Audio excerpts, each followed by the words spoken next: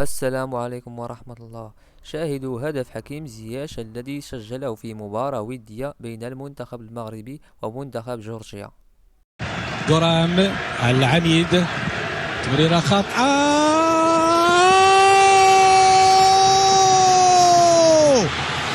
جميلة جدا لأن الوقت يهز عينيه إيطالي إن صحت التسريبة. تشوف معايا اللقطة، تمريرة خاطئة من 55 متر، الهدية لا ترد وإن كانت عند حكيمين بعيني مغمضين كيف كنقولوا، فقط تبعها الحارس جورجي مامار تبين وهي تستقر في المرمى.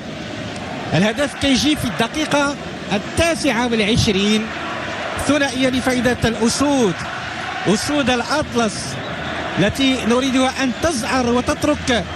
كما شاهدتم الهدف أقل ما يقال عنه رائع.